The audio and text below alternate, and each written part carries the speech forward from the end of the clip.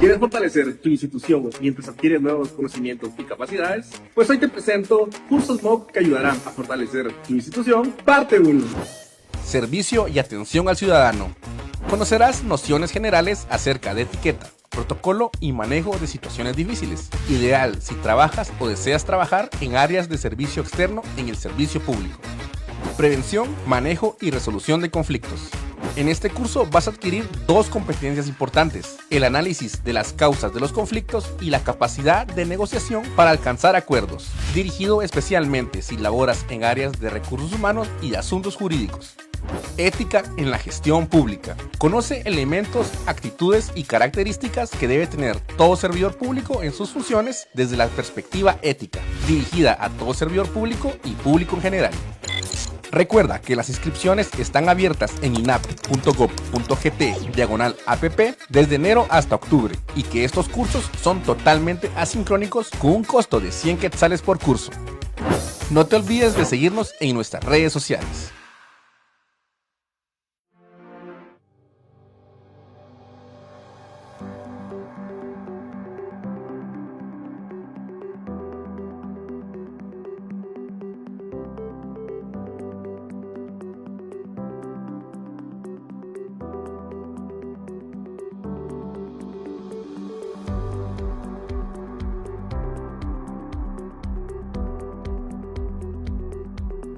Para el Instituto Nacional de Administración Pública, INAP, es un honor contar este día con la presencia de cada uno de ustedes.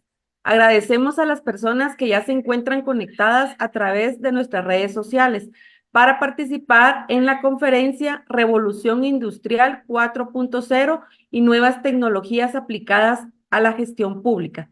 Para dar inicio con esta actividad, es importante comentarles que el INAP, desde la Dirección para el Fortalecimiento de la Gestión Institucional, ha estado impulsando esfuerzos para la capacitación y formación actualizada de funcionarios y servidores públicos, considerando que tenemos el compromiso como órgano técnico de la Administración Pública de Guatemala en generar y lograr que se ejecute un proceso permanente de desarrollo administrativo con el fin de incrementar las capacidades de las instituciones y dependencias públicas para que éstas sean eficientes y eficaces en su administración y servicios.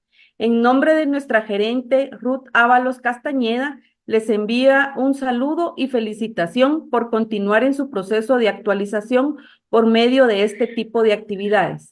Quiero dar la bienvenida especialmente al señor Federico Muñoz Baviano, quien estará esta mañana compartiendo con nosotros de su amplia experiencia y conocimiento sobre el tema. Muchas gracias por aceptar la invitación, doctor, y también agradecer al personal de INAP, especialmente al equipo del Departamento de Gestión Gubernamental, quien tuvo a bien organizar este evento.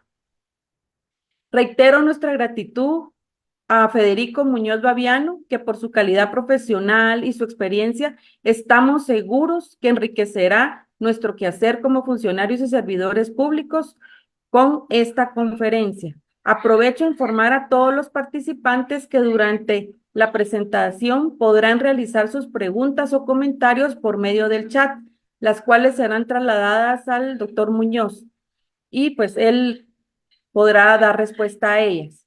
Previo a la disertación, es importante mencionar que el doctor Muñoz tiene un currículum muy extenso que da cuenta de su larga trayectoria en la temática que nos compartirá el día de hoy. En ese sentido, si dejo mencionar algo, desde ya pido las disculpas. Voy a hacer una lectura de un resumen de su currículum. Federico Muñoz Baviano, un emprendedor apasionado en nuevas tecnologías con más de 20 años de experiencia en empresas líderes y startups con diversas responsabilidades, involucrado en varias etapas de los proyectos de innovación, desde la conceptualización hasta la implementación, desempeñando roles desde pasantías hasta cargos gerenciales. Un líder de grupo con un comportamiento laboral práctico y la capacidad de diseñar, desarrollar y probar productos en diferentes sectores como Internet desde las cosas enfocado en lo industrial, plataformas de Big Data, la industria del ascensor, movilidad retail, logística y administración pública, con un conjunto diverso de tecnologías desde el hardware hasta la nube. Sin más preámbulo, dejo en el uso de la palabra al doctor Muñoz. Bienvenido a este espacio, Federico, ¿verdad? Y vamos a aprender mucho del tema, ¿verdad? Algunos ya la tecnología nos llegó tarde, a otros no, y pues esperamos poder seguir aprendiendo. Muchas gracias por estar acá. Bueno, muchísimas gracias a ustedes. Y hombre, la tecnología siempre llega pronto, nunca llega tarde, nunca llega tarde, da igual. Sí, pues nada, pues muchísimas gracias. Efectivamente, pues ya son 20 años de experiencia en esto de la transformación digital. Siempre me gusta decir o empezar que es transformación digital, ¿no? Más allá de lo que sería la industria 4.0, más allá del IoT o el Big Data, ¿no? Y siempre me gusta decir que todas estas tecnologías, pues el IoT, la inteligencia artificial, que ahora está muy de moda, lo que sería ese Big Data, yo qué sé, pues el tema de blockchain, el tema de los digital twins y demás, ¿no? Pues al final todo es esa transformación digital que está haciendo pues que no solo la gestión pública, no solo toda la parte pública, sino incluso por la parte privada, pues esté oye, pues transformándose alrededor de esas tecnologías, ¿no? Y creando, la verdad, que cosas bastante interesantes y chulas, ¿no? Vale, te tengo una presentación, voy a empezar a compartir. Como decía Helen, a partir de ahora ya no veré mucho las pantallas, pero bueno, pueden escribir a través del chat y cualquier pregunta intentamos contestarla durante la presentación sin mayor problema, ¿vale? Luego dejaremos también un espacio de preguntas, entiendo, ¿no? ¿Verdad? ¿Es correcto? Sí, vale. Perfecto. Pero vamos, que sin ningún problema durante la presentación realicen las preguntas que necesiten. Vale, pues empiezo a compartir. Confírmeme que lo ven todo correctamente. Se ve todo correctamente, ¿verdad? Sí, perfecto. Estoy leyendo los labios, Helen, porque tiene el mute puesto, Eh, pero Fíjate sí. que no está en modo presentación, pero se ve bien. Ujú. Vale, sí, perfecto. Perfecto. Vale, bueno, pues como comentaba, pues oye, muchísimas gracias a todos por estar aquí y bueno, pues vamos a ver qué puntos principales vamos a ver en esta presentación. Pues la idea es hacer una breve introducción de esto de qué es eso de la industria 4.0, ¿no? Y por qué está aportando ese valor y bueno, y qué tiene, ¿no? de sentido dentro de lo que sería este concepto, ¿no? De la gestión pública y demás, ¿no? Luego veremos lo que serían todas esas tecnologías asociadas a esa industria 4.0. A mí me gustaría decir que es más enfocado, como decía antes al inicio, ¿no? A esa parte de transformación digital, ¿no? Pues el Internet de las cosas, la inteligencia artificial, hablar un poco de ese concepto de Big Data y la analítica que tiene asociado, ¿no? Sacar esas métricas, esos KPIs que pueden aportar, ¿no? A lo que sería el negocio. Por supuesto, hablar de temas de blockchain y, bueno, pues la parte de robotización y automatización, ¿no? Que tenemos en esa capa de industria 4.0, ¿no? Hablar de los desafíos y consideraciones éticas, es verdad que depende un poco, sobre todo la parte de región donde nos encontremos, pues tenemos ciertas leyes, ciertas características, no es lo mismo Estados Unidos que Latinoamérica, que Asia, que Europa, ¿no? Cada una tiene, digamos, sus complejidades, pero bueno, seguimos teniendo esos desafíos, seguimos teniendo esas consideraciones éticas que por supuesto pues hay que tenerlas en cuenta cuando se crea cualquier producto alrededor de estas tecnologías. Y por último, bueno, pues hablaremos ese futuro o ese posible futuro que nos repara o que nos depara en la gestión pública, ¿no? En esto de esa, bueno, de la industria 4.0, esa era digital, ¿no? Que tenemos. Discúlpenme porque están puestos unos ciertos tiempos aproximados, pero bueno, estos tiempos, por supuesto, son orientativos y como hablaba antes con Helen, pues bueno, la idea es que sobre todo aporte, ¿no? Aporte valor, ¿no?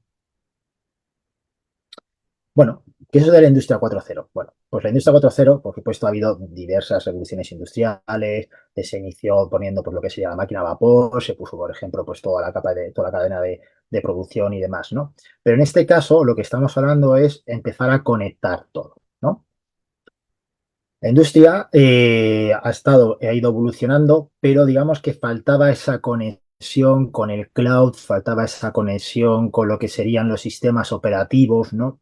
Sistemas operacionales, ¿no?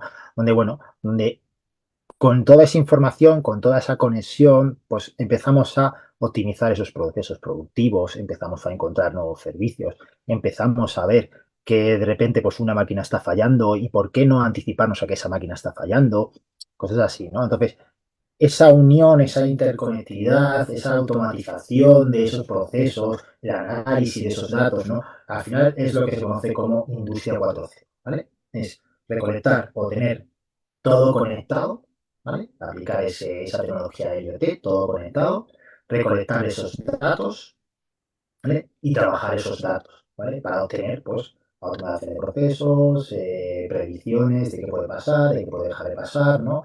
Y, por supuesto, bueno, pues, aplicar esos conceptos a cosas efectivas.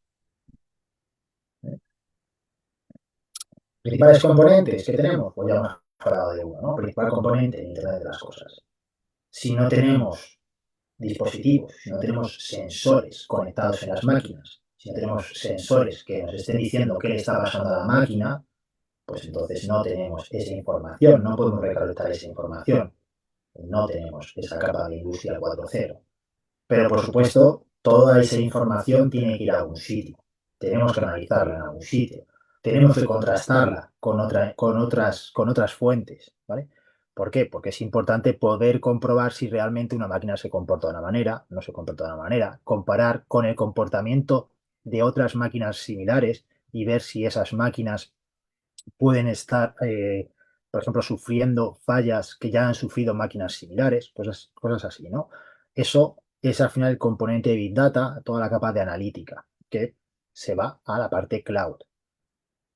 Parte de inteligencia artificial no deja de ser coger esa información y empezar a aplicarles inteligencia artificial desde diversos puntos de vista. Desde puntos de vista de aplicarles algoritmos base para poder clusterizar, para poder seleccionar, oye, ¿qué está pasando? ¿Qué está dejando de pasar?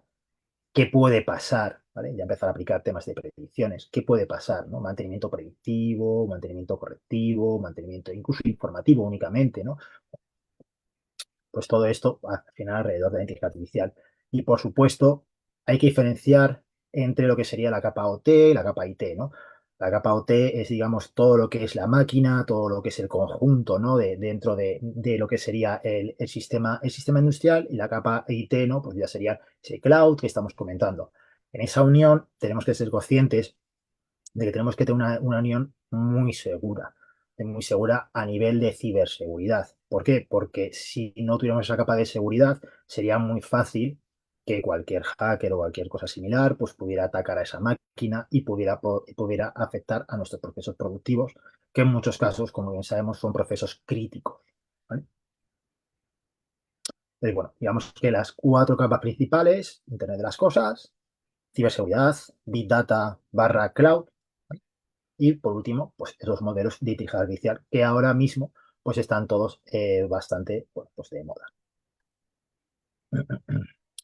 Como beneficios y retos, bueno, pues, como comentábamos, ¿qué es lo que nos está aportando esa industria 4.0 dentro de lo que sería la capa industrial, ¿no? Pues la mejora de eficiencia, ¿no? Al final estamos mejorando muchos procesos, porque analizamos los procesos, y al analizar los procesos estamos viendo dónde está habiendo esos leaks, ¿no? Esos leaks de tiempo, dónde estamos cometiendo, dónde estamos aplicándole más necesidades, ¿no? Y a lo mejor podemos automatizar ciertas cosas, evitando lo que sería ese escape de tiempo, ¿no? Esa pérdida de tiempo, y poder dedicando a lo que sería a cosas interesantes, ¿no? Pero por supuesto, todo va de automatizar y de analizar. También personalizar. Una cosa muy interesante y muchos beneficios que tenemos alrededor, ¿no? Yo siempre pongo varios ejemplos de estos, ¿no? Pongo el ejemplo de crearse zapatillas. Si tú puedes ir cogiendo y simplemente tus máquinas configurarlas en función de la personalización de un producto, unas zapatillas que quiera alguien, ejemplo claro, lo tenemos con Nike, ¿no? Nike te proporciona la posibilidad de que tú puedas personalizar tu producto, por supuesto, dentro de unas características o dentro, digamos, de unas configuraciones que ellos tienen, pero tú puedes personalizar tu producto, ¿vale? Lo cual conseguimos una ventaja competitiva frente al resto, ¿vale? Ya que estamos personalizando dentro de unas limitaciones nuestras lo que sería ese producto. A la vez, como estamos viendo, aumentamos la flexibilidad. ¿Por qué? Porque podemos poner una gama de nuestro producto, aumentando la flexibilidad y aplicando esa capa de personalización del producto, ¿vale? Lo cual, de nuevo, mayor ventaja competitiva. Y por último, tenemos esa capa de innovación continua. ¿A qué nos referimos con esta capa de innovación continua? Bueno, pues podemos empezar a meter nuevas tecnologías, no solo dentro de las máquinas, sino podemos aplicar incluso tecnologías como puede ser el 5G o el futuro 6G cuando venga, y el 5G cuando empieza a funcionar mejor, ¿no?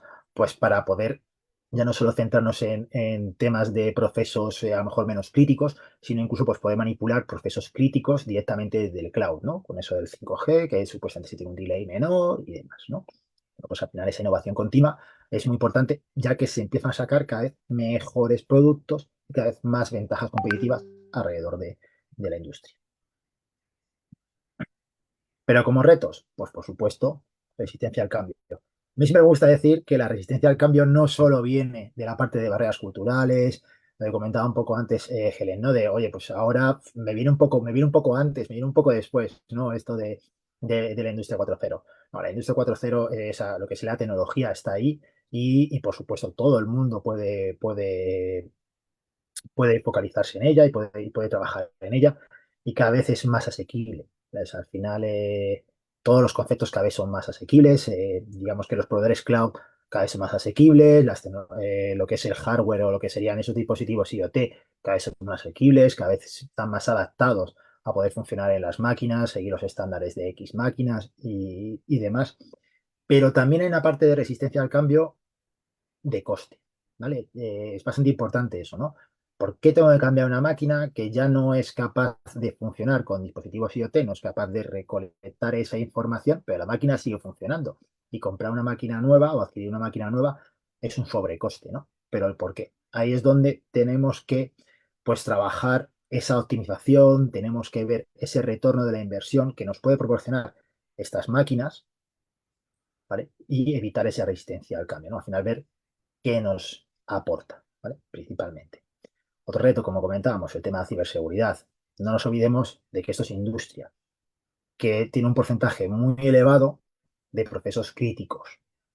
Ejemplo, si ponemos o aplicamos conceptos de industria 4.0 sobre una planta eléctrica, tenemos que asegurarnos que esa planta eléctrica a nivel de ciberseguridad es muy potente, porque si no, pues nos podemos quedar sin energía en donde sea, ¿no? Y eso, pues, al final no deja de ser un proceso crítico que hay que tener muy bien controlado, ¿no? Es una capa bastante importante, es un reto bastante importante dentro de la industria 4.0. Por supuesto, lo comentábamos antes, ¿no? Hay innovación continua, hay tecnologías, cada día hay una nueva tecnología, se está viendo ahora en el mundo del tema de inteligencia artificial, cada día sale una nueva herramienta, cada día sale una nueva aplicación que hace muchas cosas. ¿Y qué es lo que hace falta? Pues hace falta pues, cursos como este, hace falta cursos de formación, cursos de capacitación, ¿no? Que pues ayuden a desarrollar esas nuevas habilidades y que, por supuesto, optimicen nuestro trabajo, ¿vale? Y que podamos centrarnos principalmente en las cosas importantes, ¿no? Y como decíamos, ¿no? Pues la parte de costes. Ya no solo en cambiar esa máquina, sino incluso, pues, de repente aparecen perfiles dentro de la empresa que antes no hacían falta. Ejemplo claro, pues antes a lo mejor no hacía falta tener 20 expertos en inteligencia artificial y ahora sí hace falta para poder sacar ese jugo, ¿no? De esos datos.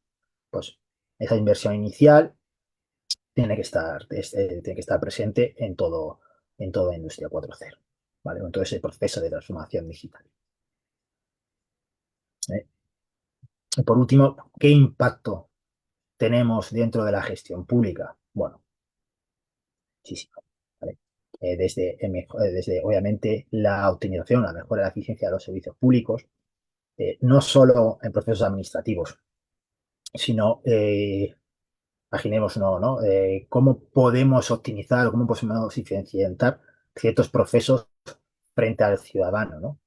Cómo el ciudadano puede ver ese retorno, ¿no? Cómo puedo observar? Hombre, pues este proceso lo puedo hacer desde modo online y no tengo por qué ir y desplazarme a cierto sitio, ¿no? Bueno, al final, lo que sería toda esa parte de eficiencia en los servicios públicos es bastante importante dentro de lo que sería el impacto que tiene esa transformación digital dentro de la gestión pública. Por supuesto, toda la capa de transparencia. Como hemos comentado inicialmente, hay una parte muy importante, parte de leyes, parte de tema ético y demás. Es una parte muy importante que el ciudadano, es una parte muy importante que todos entendamos claramente y tengamos claramente transparencia de qué se está haciendo y entender cómo se está haciendo, ¿vale? Y por último, yo siempre digo lo mismo, si no mides, no puedes tomar acciones. ¿La puedes tomar? Por supuesto, pero la vas a tomar en función de creo que, puede ser que, no. Si mides, normalmente cuando tú mides, eres capaz de decidir y decir, sé que se puede hacer qué para poder tomar una acción gracias a esos datos. ¿Vale? Bueno, y entrando un poco en lo que serían las principales tecnologías en esto de la industria 4.0, ¿no? En esto de la transformación digital, ¿vale? Primero, el IoT. Si no tenemos IoT, pues si no tenemos Internet de las cosas, pues no podemos medir. Como decía antes, ¿qué es eso del IoT? Pues no deja de ser dispositivos, sensores, llamémoslo como queramos, colocados en máquinas, colocados en vehículos, colocados en cualquier sitio, ¿vale? Ejemplo claro, pues los dispositivos, por ejemplo, que automatizan o que encienden o apagan los semáforos de una vía, ¿vale? Esos sensores que no dejan de ser, inicialmente no dejan de ser actuadores, pero si les pones una capita de IoT que te emitan y que te manden la información de cómo se están comportando, en qué color está el semáforo, en qué color deja de estar el semáforo, en si es de noche, si es de día, si es, ¿vale? Además de que, bueno, esa información también la puedes coger de datos abiertos o incluso, bueno, pues de diversas fuentes, pero eso es el IoT, ¿vale? El IoT, al final no deja de ser, es todo conectado y todo transmitiendo datos hacia arriba y hacia abajo, ¿vale? A veces el hacia abajo no está, pero siempre es mandando datos, ¿vale? Siempre recibiendo datos. Como decimos, sensores, actuadores, redes de comunicación. En el mundo del IoT, el tema de la comunicación es muy importante. No solo el hardware, no solo los dispositivos. El tema de la comunicación es muy importante. Ejemplo claro, lo tenemos imaginémonos, ¿no? Que tenemos un proyecto donde, bueno, pues tenemos un campo abierto, donde no hay cobertura de comunicaciones de móvil y demás, no tenemos capacidad de comunicarnos. Pues ahí el tema de las comunicaciones son muy importantes. Suelen ir a sistemas de larga distancia, bajo consumo y demás. ¿Por qué lo de bajo consumo? Por lo mismo, porque tenemos sensores que están desplegados en y sitios donde no hay fuentes de alimentación y va todo con baterías. Y al ir todo con baterías, pues necesitamos consumir poquito, ¿vale? Entonces, como necesitamos consumir poquito, pues necesitamos ir a redes de comunicación que consuman poquito a nivel de batería, ¿vale? Bueno, pero luego, si vamos a una ciudad, pues en una ciudad, pues normalmente tenemos una red tenemos una red de comunicación móvil donde nos podemos conectar, pero vamos de nuevo a la contra que teníamos. Vamos a sensores, actuadores y demás que están colocados en ciertos sitios y a veces funcionan de una manera autónoma. Cuando funciona de manera autónoma con una batería pequeñita, porque normalmente no suele tener una batería muy grande, ¿qué lo necesitamos? Necesitamos redes de comunicación que consuman poca batería. Y ahí a lo mejor nos vamos al concepto de Bluetooth, nos vamos al concepto de Wi-Fi, o podemos ir incluso a los conceptos que hemos comentado antes de larga distancia y bajo consumo, ¿vale? También podríamos ir a esos conceptos, como por ejemplo, pues un Zigbee, o podríamos ir a un LoRa, o podríamos ir a un Sigfox, ¿vale? Que son comunicaciones de larga distancia y bajo consumo. O si ya no tenemos ya no tenemos ningún problema de temas de alimentación, pues obviamente, pues lo más interesante suele ser ir a redes de comunicación de móvil, ya sea un 3G, ya sea un 4G o un 5G. Siempre digo lo mismo, un 5G con trampa, pero bueno, un 5G, ¿vale? Al final ya sabemos que 5G, al menos aquí en Europa, aunque está funcionando, no es un 5G real, Es un 5G que está funcionando sobre la infraestructura de 4G, lo cual implica que esas bondades que dicen que tiene el 5G, pues todavía no son tantas. ¿Vale? Bien.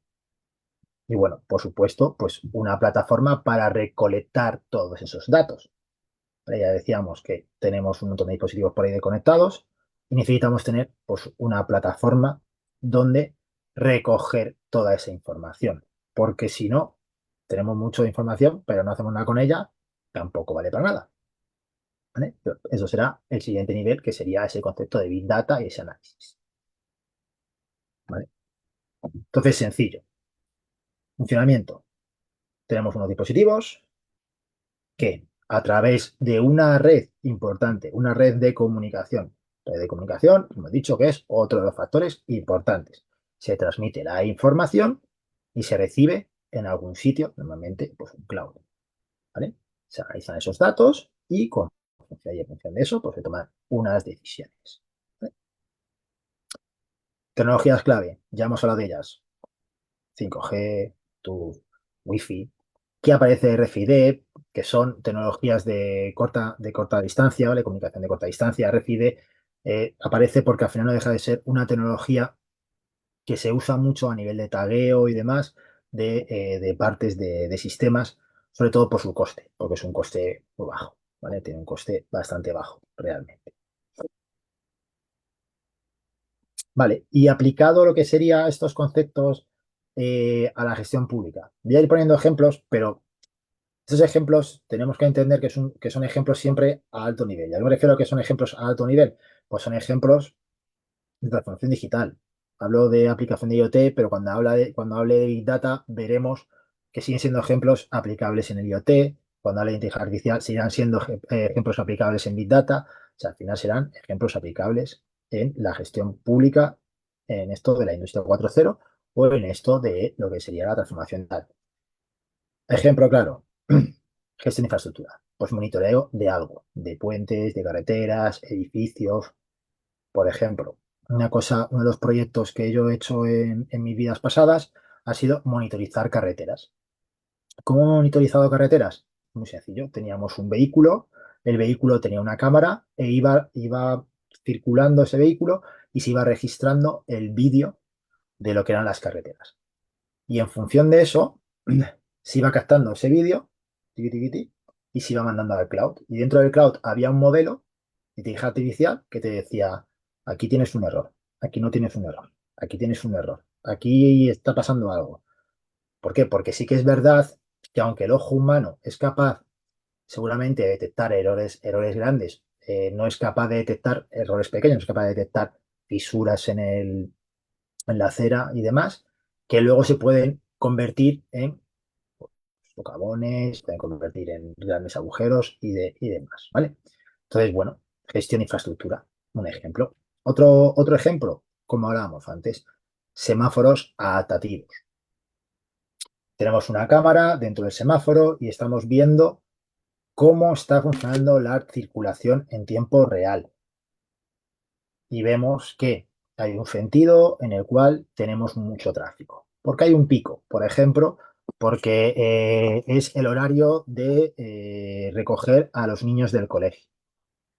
¿Qué es lo que se hace? Pues se aplican ciertos algoritmos sobre todo, de eficiencia de tráfico y se va conmutando, se va activando el semáforo en función de las necesidades, con lo cual se reduce ese tráfico asociado, ¿vale? Pues, por ejemplo, es otro de los sistemas de gestión pública que se tiene a día de hoy con Industria 4.0. ¿Qué hablar de las ciudades inteligentes, ¿no? A nivel de ciudades inteligentes hay N mil proyectos, ¿no? Alrededor suyo. Pero, por ejemplo, un interesante, yo estuve participando en uno muy interesante en todo lo que es la economía circular, ¿no? En cómo medir el residuo, ver qué residuos se están echando o se están perdiendo en una cierta zona geográfica, ver cómo a lo mejor modificando u aportando cierto valor en la cesta de la compra se podía modificar esos residuos que se originaban en esa zona, ¿no? O sea, ya nos estamos yendo ya no solo es gestión pública y ver cómo la parte de los residuos de una zona, puedo no solo coger un camión pongo un ejemplo, de cartón y un camión de residuos de vidrio. No, cojo esa información, la aplico directamente a lo que sería la cesta de la compra, hablo con los supermercados que hay alrededor y puedo intentar cambiar cierto comportamiento que a mí me favorezca a la hora de recoger los residuos. Ojo, ya no es solo gestión pública, estamos hablando de que puedes afectar al resto de verticales con lo que estás haciendo. ¿Vale? Y bueno, por supuesto, como estamos viendo, ¿no? Pues mayor eficiencia, pues poder decidir dónde poner ciertos camiones de ciertos residuos, reducir costes. ¿Por qué? Porque estás reduciendo incluso esas planificaciones, esas rutas, ¿no? de esos camiones y, por supuesto, pues mejorando la calidad de los servicios aportados. ¿Vale?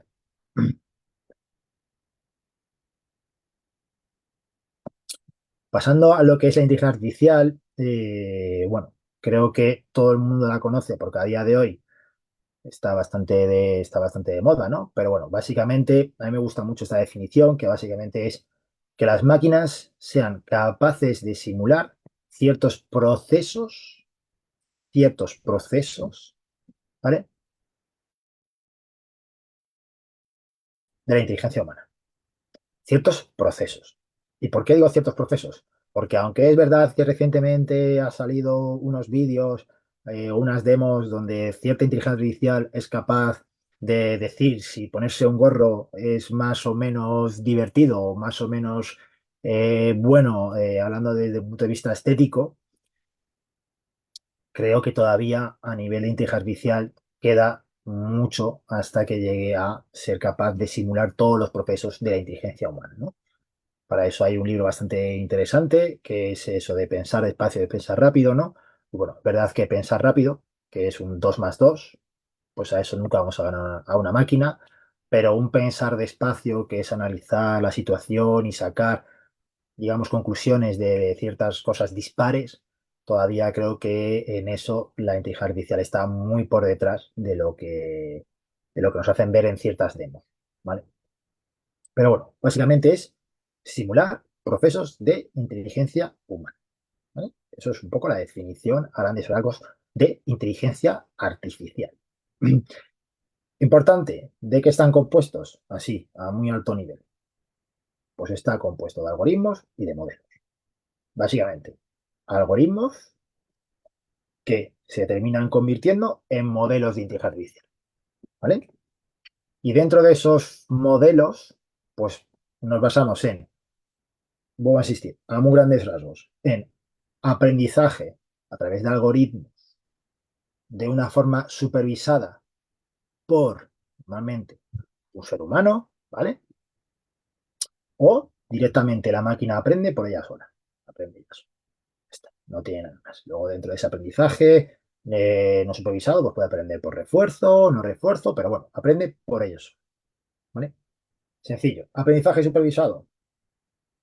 Le pones una imagen y te dice, esto es una persona. Le dices, no, no es una persona, es un...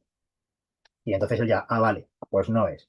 Y así te saca 2.500 fotos, o 5.000 o las que sea, y con todo el feedback que le ha ido dando el humano, es capaz de determinar ciertos patrones para detectar que es una persona. Tiene dos ojos, tiene dos orejas, tiene una nariz, tiene una boca, pues parece que es una persona, ¿vale? No tiene más. Es aprendizaje supervisado. Esta no tiene más. Aprendizaje no supervisado. Pues muy sencillo. Le pones un coche y le dices, no puedes darte un golpe en esta carretera. Y te vas. Y entonces se activa el coche, empieza a funcionar. ¿Y qué es lo que primero que va a hacer? Pues va a ir recto. Llega a una curva, pum, golpe. Dice, ahí va, me tengo que echar para atrás. Vuelvo otra vez, recto. Uy, me vuelvo a dar un golpe porque estoy en la curva. Si giro un poco a la izquierda, pero esas decisiones las va tomando él. Él solo tiene una premisa. La premisa de no tengo que darme un golpe. Ya está. Tú no le has dicho, en una curva gira a la izquierda porque es una curva a la izquierda. No, eso lo aprende él. ¿Cómo? En este caso, pues fallando, ¿vale? Y al final, pues termina aprendiendo a conducir, ¿vale? Eso es aprendizaje no supervisado. Sencillo, ¿vale? Veis muchísimas más complejidades. Cuando intentas entrar más en profundidad, pues tiene muchísimo más, pues, por supuesto, muchísima más complejidad. Pero a grandes rasgos, supervisado. El humano está ahí ayudándole, ¿vale? Y el no supervisado, pues básicamente él se da golpes hasta que aprende, ¿vale? Muy importante, los modelos de inteligencia artificial, todos esos algoritmos funcionan con muchos datos. A mí me llega mucha gente en proyectos de industria, por ejemplo, pues para determinar, quiero empezar a aplicar todo esto de mantenimiento preventivo, mantenimiento predictivo y demás. Yo digo, vale, perfecto, no hay ningún problema, vamos a aplicarlo. ¿Tienes sensores? Sí, tengo sensores. Vale, muy bien. ¿Cuánto tiempo llevas con los datos de los sensores? Llevo un mes. Pues no te voy a poder aportar mucho. Aquí no, bueno, vamos a poder mirar algo, vamos a intentar coger, como decía antes, máquinas similares, vamos a intentar coger entornos similares y vamos a intentar generar pues un digital twin en algún caso, ¿no? Un gemelo digital. ¿Qué es eso de un gemelo digital? Pues básicamente es una entidad digital que funciona igual que tu sistema, ¿vale? Funciona más o menos igual que tu sistema. Y le vamos a aplicar pues todas estas características que hemos cogido similares y vamos a poder acelerar esos procesos, vamos a poder acelerar el tiempo para poder aplicarle a ese sistema digital que supuestamente es muy parecido, prácticamente a un 100% a tu sistema real, pues le vamos a poder aplicar ciertas cosas y vamos a ver cómo se comporta. Pero con un mes, poco vamos a poder sacar. Necesitamos muchos datos, muchos datos. De hecho, los modelos de inteligencia artificial generativa, que ahora están tan de moda, se entrenan con una cantidad indecente de datos, ¿vale? De texto, de fuente de información, bueno, pues cantidad indecente de datos. Entonces, es muy importante tener muchos datos. Y por supuesto, es muy importante el procesamiento que se le da a esos datos, ¿vale? Porque si tú tienes muchos datos, pero los datos no son de calidad, tampoco aporta. Entonces hay que tener muchos datos bien procesados y de calidad, ¿vale? Y bueno, pues aplicaciones, por hablar de otras aplicaciones un poco distintas, vuelvo a insistir, aplicaciones no solo en el mundo de la gestión pública y no solo enfocados en el mundo de la IA. Aplicaciones de transformación digital y bueno, en este caso sí que está más focalizado en la gestión pública, pero veremos que también se puede hilar un poco más y se puede ver en otros verticales distintos, ¿vale? De nuevo, automatizar procesos. La IA es muy buena, antes lo comentábamos, la IA es muy buena en ese piensa rápido, la IA es muy buena en ese 2 más 2. Pues si hay procesos de formatear, por ejemplo, formatear un Excel para poder sacar un proceso público, no vamos a ser más rápidos que la IA, ¿vale? Ella es muy buena haciendo eso. Sobre todo, mejor la primera vez tenemos que hacer ese aprendizaje o tenemos que ayudarla en ese supervisado, ¿no? Ese aprendizaje supervisado, la tenemos que ayudar. Pero la primera vez tardará mucho, la segunda vez que la ayudemos tardará menos, la tercera vez que ayudemos tardará menos y así hasta que llegará un momento en el que no tengamos que ayudarle porque ya habrá aprendido y será, por supuesto, muchísimo más rápido que nosotros. Nosotros nos podemos enfocar en dar valor y no tanto en ese proceso repetitivo, en ese proceso que realmente no aporta muchas veces valor. Otra cosa interesante con este movimiento de inteligencia artificial generativa actual sería todos estos chatbots que en su día surgieron y bueno, daban respuestas, que eran respuestas predefinidas y cosas similares, ¿no? Y bueno, muchas veces decían, no entiendo lo que me estás tratando de decir, o te ponían directamente la frase, o te ponían directamente la pregunta, ¿no? Bueno, pues con estos nuevos modelos de IA generativa, verás que estos chatbots se han potenciado muchísimo. ya que lo primero que hacen es cogen la pregunta que se mete dentro del texto, cogen las palabras clave o el conjunto de palabras clave dentro de esas frases y con eso lo que consiguen es obtener esa pregunta, vamos a decir, esa pregunta parametrizada como la que teníamos en la anterior generación de chatbots, ¿vale?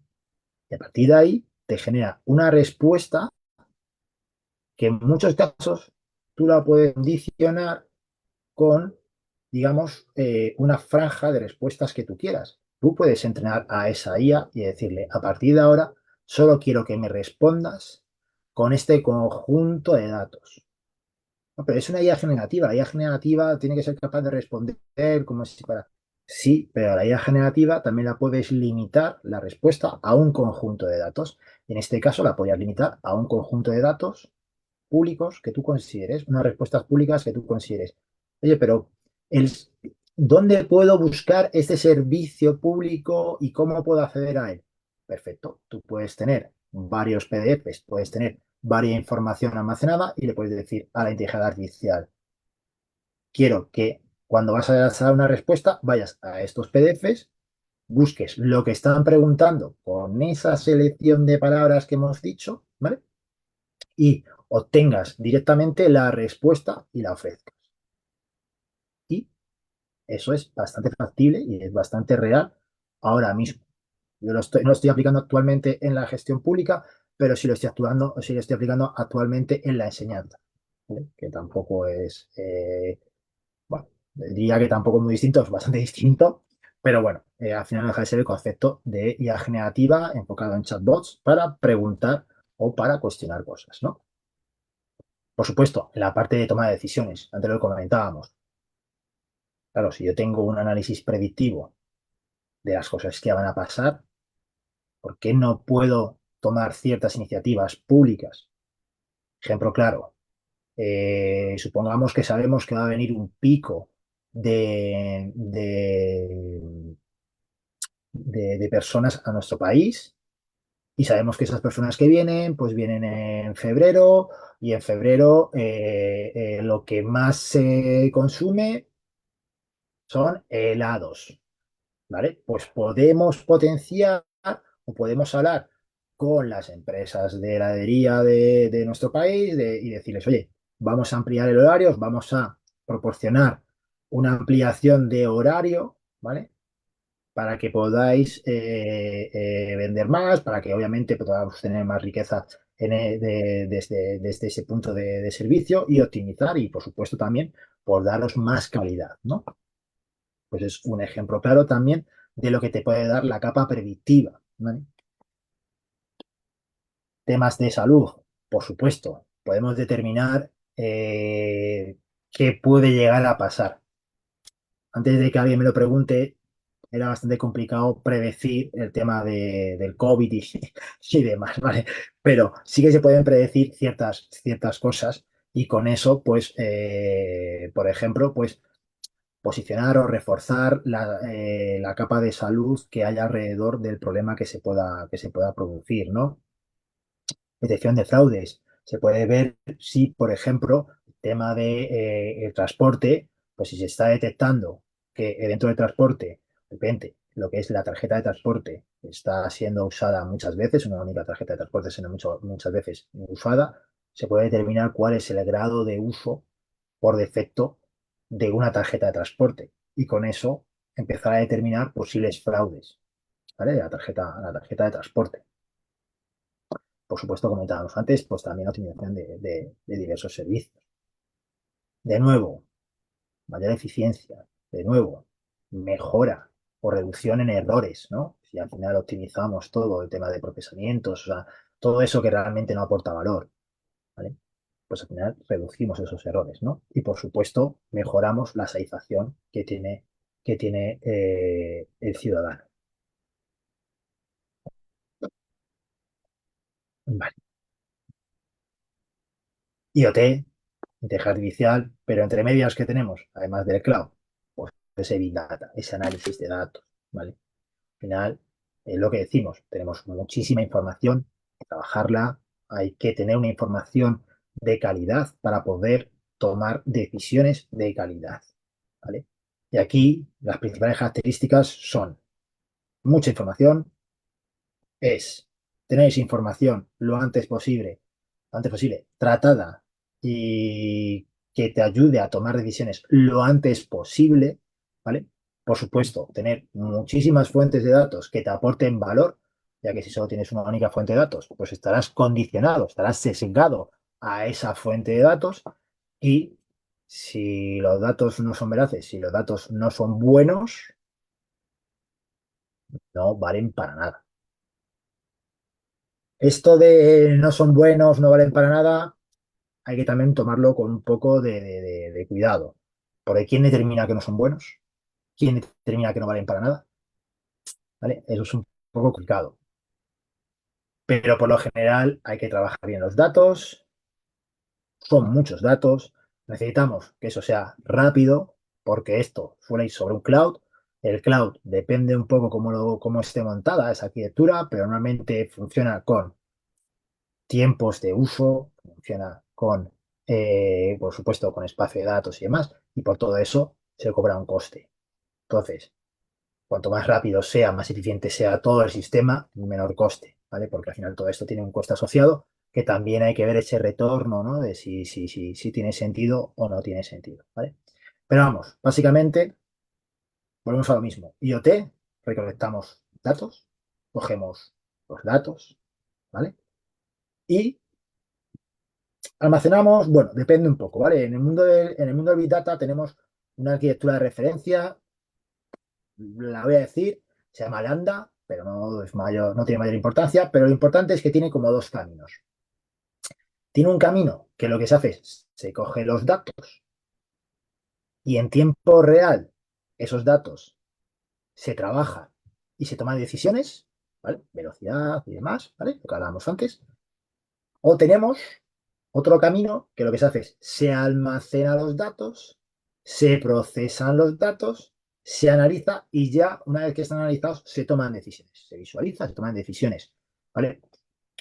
O quitamos el análisis y se lo pasamos a un modelo inteligente de inteligencia artificial que ya nos determinará y nos hará ese análisis. ¿Vale?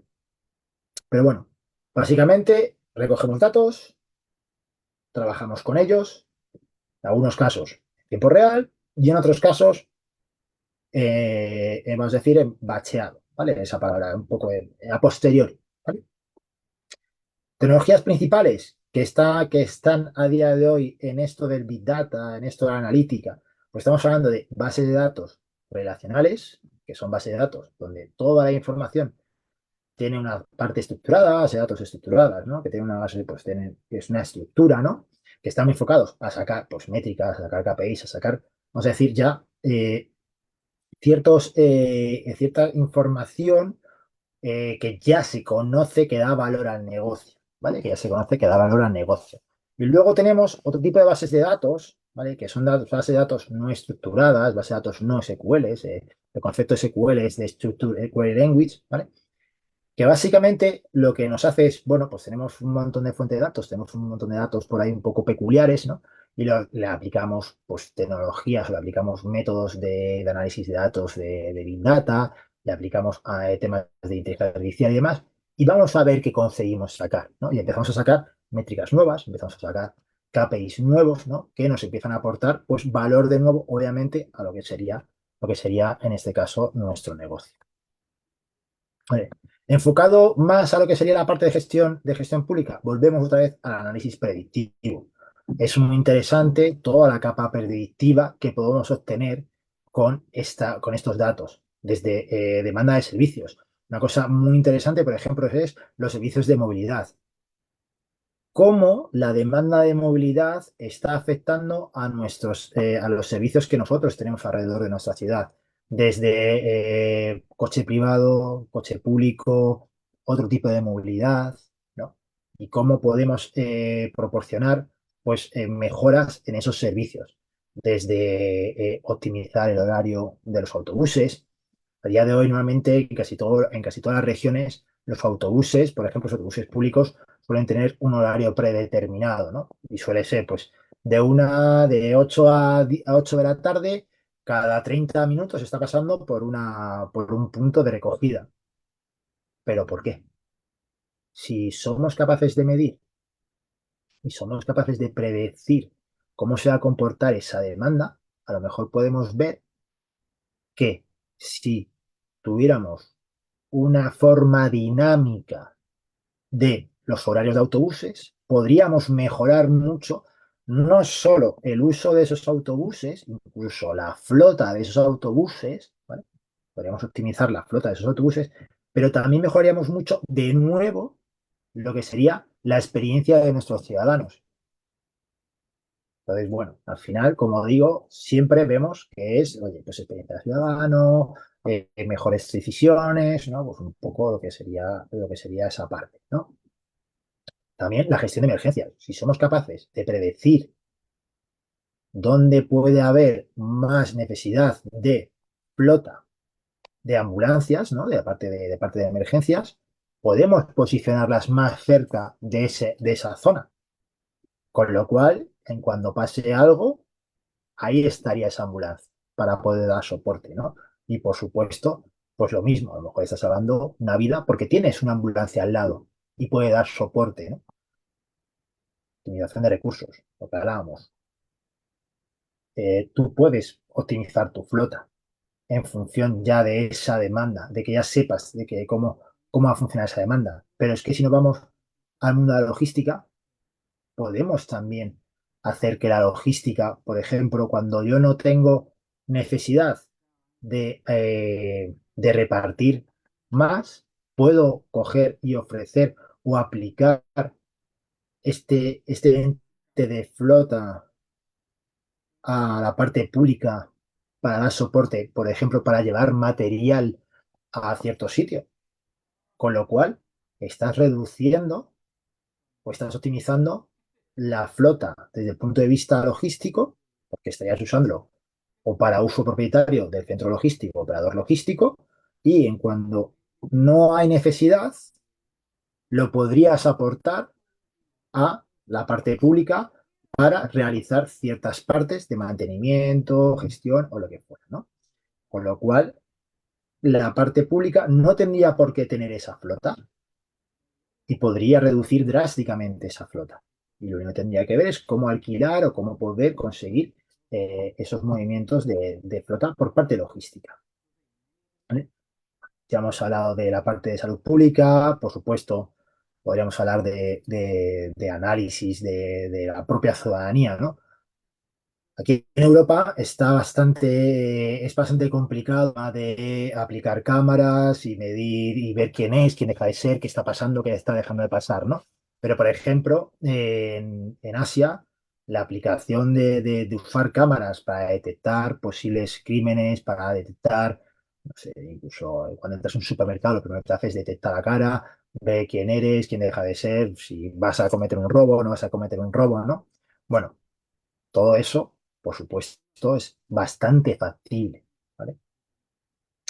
Entonces, bueno, como decíamos, mejoramos en las decisiones. ¿Por qué? Porque lo hacemos a través de los datos y todo lo que se mide se puede empezar a sacar información y empezar a tomar decisiones a través de esos datos.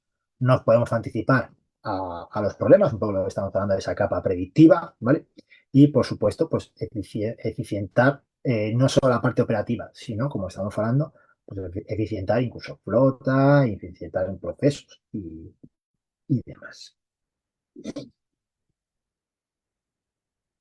Vale, hablando de la tecnología blockchain, no sé si conocen mucho lo que es la tecnología blockchain. A mí siempre me gusta simplificar, como están viendo, me gusta simplificar un poco todas estas tecnologías, porque es verdad que luego pues tienen pues, bastante complejidad cuando te metes en un cierto detalle. Me gusta decir que el blockchain es como muchos ordenadores distribuidos por un montón de sitios, ¿vale? Que lo que van haciendo es ir almacenando información, ir trabajando con información, pum, pum, pum, pum, pum, que luego se termina juntando en un único sitio, cuando lo necesitas. Ya está. Es decir, computación distribuida o almacenamiento distribuido por un montón de sitios y que funciona todo en armonía. Nadie sabe cómo, pero funciona todo en armonía. Bueno, sí que se sabe cómo, ¿vale? Pero funciona todo en árbol, ¿vale? Entonces, los componentes principales, por los bloques, esos trocitos que están en cada ordenador funcionando, ¿vale? Eso es uno de los principales, de los principales componentes de este sistema. Las cadenas, al final, esa información de cómo se une es bastante interesante. Los nodos no dejan de ser esos ordenadores que estoy comentando, ¿vale? Dejan de ser esos ordenadores. Y por supuesto, luego el consenso no deja de ser el cómo se unen esas cosas, ¿vale? Entonces, un poco por hacer un pequeño resumen, los bloques, los trocitos de cosas, ¿vale? Las cadenas, esa unión que hay entre las cosas, ¿vale? Los nodos, los ordenadores que tenemos ahí puestos. Y por último, el consenso. ¿Cómo se unen esas cosas? Aunque yo tenga las cadenas, ¿vale? Más o menos, bien. No estoy viendo el chat, ¿eh? No sé si hay preguntas. Si hay preguntas, decídmelo, ¿eh? No hay mayor problema. Porque al Sí, final, ¿sí? Vale, sí, fíjate que tenemos ya unas preguntas, ahorita te las voy a... ¿Quieres que vale. te las lea una por una o te las leo todas? Pues una por una intento ir contestando. Muy bien, muy bien. La primera dice así, ¿qué estrategias pueden implementar los gobiernos latinoamericanos para garantizar la inclusión digital y la accesibilidad a los servicios públicos, especialmente para comunidades marginales o con acceso limitado a la tecnología? Y la envía Edwin Grijalva. Perfecto. Pues a ver, estrategias hay muchas, ¿vale? O sea, al final estrategias hay muchas. A mí siempre me gusta decir que, por ejemplo, si tú quieres incluir ese transporte público, si quieres meter ¿no? en esas áreas marginales, ¿no? Por ejemplo, trabajo en una empresa que está muy enfocada al mundo de la movilidad. ¿Qué es lo que nosotros estamos haciendo? Lo que nosotros estamos haciendo es estudiando realmente esos, digamos, esas zonas marginales, qué demanda tienen de movilidad y cómo se están y qué requerimientos, ¿no? A qué puntos, ¿no? Tenemos eso que se conoce como matrices orígenes-destino, ¿vale? Pues nosotros aplicamos esas matrices orígenes-destino con la demanda que vamos obteniendo. En este caso, no voy a engañar, en este caso no usamos dispositivos IoT, en este caso usamos encuestas, porque, bueno, al final no deja de ser un punto marginal que todavía no ha llegado, digamos, este tipo de tecnologías. Y con eso, lo que aplicamos es, vale, ¿qué sistemas de movilidad podrían venir bien para que fuera óptimo? Esto es importante, ¿vale? ¿Y por qué es importante? Porque, claro, sistema de movilidad que podría venir bien, pues normalmente suele ser un coche compartido. Hablo aquí en Europa, ¿vale? Podría ser un coche compartido. Para ir de una zona más marginal, pues a una ciudad que está alrededor y a partir de ahí ya tenemos, ¿no? Pero a lo mejor no es la manera más óptima. ¿Por qué? Porque a lo mejor la manera más óptima pues es un autobús a la demanda. Como hablábamos antes, un autobús que se pueda definir o que se pueda ajustar los picos o se pueda ajustar esos horarios, ¿vale? Que puedan aplicar esa optimización para la parte del uso del recurso y que puedan dar, por supuesto, un muy buen nivel de uso en esa área marginal. Entonces, por ejemplo, se puede hacer eso, se puede hacer un estudio muy interesante de, oye, cuáles son las necesidades que tiene ese área marginal a nivel de movilidad y a partir de ahí adaptar esos servicios públicos. Muy bien, acá tenemos otra pregunta. Si puedes ampliar lo que mencionaste sobre la inteligencia artificial que no superará a la inteligencia humana. Y envía la pregunta Aura Calderón. Bueno, yo tampoco sé si va a superar o no va a superar, porque la verdad es que el último vídeo, voy a insistir, si no lo han visto, es un vídeo bastante viral, que sale por aquí, ¿no? Pues es un vídeo no quiero decir, no quiero decir la empresa, pero bueno, es una empresa bastante conocida, ¿no? En el que sale pues una persona poniéndose un gorro y le empieza a decir a esta persona, ¿tú crees que con este gorro podría ir a hacer una entrevista de trabajo? Y la inteligencia artificial se empieza a reír y le empieza a tomar un poco pues, el pelo y le empieza a decir, "Oh, pues creo que no sería la mejor opción, ¿no? Pero a mí lo que me gusta pensar es que la inteligencia artificial, por mucho que nos estén vendiendo este tipo de demos, es muy buena, como decía antes, en cálculos. Es es muy buena calculando, pues en ese, ¿no? En ese 2 más 2, ¿no? Es imposible que nosotros ganemos a la inteligencia artificial. Pero lo que es ese, como digo, ¿no? Ese sexto sentido que tenemos las personas de, oye, de entender, de, ¿y si hacemos esto y tiramos de aquí? ¿Y si, no? Y luego, por supuesto, el roce que tenemos con las personas, ¿no? Una cosa muy importante de que tenemos la persona es el propio roce con la persona. A una persona normalmente se da muy bien trabajar con otra persona. Y Mm. normalmente una persona lo que le gusta cuando está un poco más, vamos a decir, pues un poco más plof, pues es tener una persona, ¿no? ¿Quién no ha llamado muchas veces a algún sistema y se le ha puesto, no sé si es el caso de Guatemala, pero aquí en el caso de Europa, se le ha puesto el típico concelte, que es una máquina que te está diciendo, si tiene una pregunta, marque uno, si tiene un, marque dos, si tiene un, marque tres. Y de repente llegas y dices, es que ninguna de las opciones es la que yo tengo, ¿no? ¿Y ahora qué hago? Y entonces seleccionas, va, pues voy a seleccionar el uno y cuando se me ponga a alguien, ya le cuento mi problema, ¿no? Pues esto, al final, son cosas que yo creo que a día de hoy la máquina o a día de hoy la inteligencia artificial no está capacitada, por mucho que nos enseñen una demo que nos diga que eso lo puede hacer. Mm. Tenemos otra pregunta acá y la envía Jonathan Camposeco. ¿Cómo aplicaría esto en una dependencia pública? Algunas ya tienen un sistema de información y a mi parecer en estos casos es mejor tener solo una fuente de datos. ¿Cómo explica su postura al decir que es mejor tener varias fuentes de datos? Vale. A ver, normalmente una fuente de datos suele estar sesgada. ¿Vale? Entonces, por eso yo recomiendo normalmente trabajar con varias fuentes de datos para evitar sesgos. Obviamente, si en este caso estamos hablando de una jefatura que tiene sus datos y que son suyos, pues normalmente ahí no suele haber sesgo. O si hay sesgo, bueno. Pero aquí en este caso me gustaría hablar de algo muy peculiar, ¿vale? Pero por dar un poco de sesgos. Hace cosa de unos 10 años aproximadamente, Amazon lanzó un modelo para descartar currículums, ¿vale? Para descartar currículums. Amazon recibe muchísimos currículums al día, o recibía muchísimos currículums al día, ¿no? ¿Qué pasaba? Que su fuente de datos, que era suya, propietaria, única, tenía un sesgo. ¿Cuál era el sesgo? Pues el sesgo era muy sencillo. Si el puesto de trabajo era para un ingeniero, todos los currículums que no fueran de un hombre se desechaban. ¿Por qué tenía un sesgo?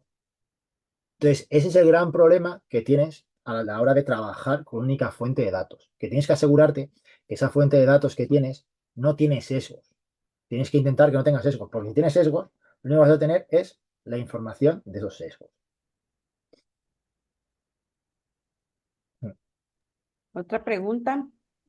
Dice Ronnie Sánchez, ¿habrá ejemplos de inteligencia artificial en la administración pública de los que usted tenga conocimiento para el caso de Centroamérica? Vale, yo para el caso de Centroamérica estoy trabajando con una división en Chile, precisamente de temas de transporte y demás, donde estamos aplicando cosas muy interesantes, como decía, de temas de optimización de transporte, ¿vale? Ahí estamos viendo cómo optimizar ese transporte público.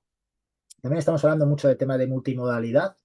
En esta parte de Chile, pues estamos hablando de, oye, cómo poder juntar hubs de demanda de transporte y aplicar esos hubs de demanda de transporte a, por ejemplo, pues usar monopatín eléctrico, usar bicicletas o usar otro tipo de transporte que haga esa conexión. Por ejemplo, eso es una cosa que estamos haciendo con esta división en Chile. Y también estamos haciendo temas de IA generativa muy focalizada a dar respuesta al ciudadano. Y una última pregunta para esta fase. ¿Sí? Dice así, Claudia Díaz, dentro de la resistencia al cambio, ¿influye mucho las barreras culturales? ¿Cuál es su opinión al respecto? Bueno, las barreras culturales sin duda influyen, ¿no? Al final influye, esto es un poco lo que hablamos también de los sesgos, ¿no? Al final todas las culturas, o cada cultura tiene sus propios sesgos, tiene sus propias opiniones, ¿no? Antes, al principio, cuando he comentado la parte ética, la parte de leyes, ¿no? No es lo mismo las leyes que se puedan tener en Europa como las leyes que se pueden tener en Estados Unidos o las leyes que se pueden tener en Latinoamérica, ¿no? Comentábamos, en China, pues el tema de la aplicación de IA para detectar las caras de las personas y saber quién eres y demás, pues está bien visto. No hay mayor problema. ¿Por qué? Porque a nivel cultural se deja, o sea, se entiende, se puede hacer. Sin embargo, esto te lo llevas a Europa y en Europa eso es imposible. ¿Vale? En Europa no sé cómo explicarlo, pero en Europa eso, empresa que haga eso, empresa que va a juicio y paga por ello. ¿Vale? Entonces, por supuesto que la parte cultural es muy importante, sobre todo en cómo aplicar esas tecnologías. Al final, las tecnologías van a estar ahí. Las tecnologías van a estar ahí, suelen estar disponibles. El problema es si esas tecnologías se pueden o no se pueden usar dentro de ese ambiente cultural, dentro de, digamos, de esa región. Mm. Muy bien. Acá hay otra pregunta de el Yolki Ríos López. ¿Dónde podemos obtener más información sobre el proyecto de economía circular que mencionó el expositor que está trabajando actualmente? El proyecto se llama, bueno, la empresa se llama Ecoembes, es de España, es bastante conocida. De hecho, porque es una fundación que está enfocada al tema de reciclaje en España. Y de hecho hay no solo este proyecto, hay varios proyectos, incluso de motivación, por ejemplo, similar a lo que pasa en Alemania, ¿no? De cuando repones o cuando aportas botellas de plástico, pues te devuelven un dinero por haber puesto botellas de plástico y cosas así, ¿no? Creo, si no recuerdo mal, que en Uruguay era algo similar, que también tenía algo similar, pero no con botellas de plástico, sino con botellas de cristal, en mis días pasados. Mm. ¿Vale? Pero Ecoembes es la fundación que está sacando todos estos proyectos de economía circular. O sea, se puede ir directamente a la página de Ecoembes y ver esas noticias y ver esos proyectos. Muy bien, gracias. Nos escriben del Consejo Nacional de Áreas Protegidas y te consultan. ¿Sí? Por ejemplo, la tecnología de blockchain se puede aplicar al análisis de expedientes para resolver solicitudes de usuarios. En este contexto, son expedientes para inscribir áreas protegidas, aprobar planes de manejo, emitir licencias, por ejemplo. ¿Qué te Bueno, parece a ti? O sea, te hacen la consulta si es posible hacerlo. Ujú. yo no aplicaría blockchain, en este caso aplicaría inteligencia artificial. A lo mejor, disculpadme, pero a lo mejor he tenido, cuando lo he comentado, no se ha entendido bien, ¿no? El tema de blockchain es, a ver, ¿cómo yo usaría blockchain? ¿O dónde he usado yo blockchain a nivel de proyectos? Lo he usado para smart contracts o para contratos inteligentes. Eso de un contrato inteligente, pues básicamente tienes digamos que tienes unas reglas que tienes que ir cumpliendo y si tú las vas cumpliendo, te van pagando, te van haciendo el pago, ¿vale? ¿Y por qué es interesante usar blockchain aquí? Pues muy sencillo, porque la parte de validación es muy fácil y el tema del pago suele ser muy rápido. Pues si tienes que pasar por temas de bancos y demás, pues suele tardar un poco más en recibirse el dinero y demás. Entonces, toda esa optimización que tienes en recibir el dinero, pues es tiempo, por ejemplo, que ahorra, ¿vale? Smart contracts. Y también, por ejemplo, para asegurar ciertas cadenas de calidad de un producto. Pues es muy interesante, tú vas cogiendo información y vas diciendo, este producto es ecológico, que ahora en Europa se lleva mucho, o este producto tiene una cierta calidad, no ha pasado por ciertos procesos de pesticidas o demás, ¿no? Sobre todo para determinar la calidad de un producto.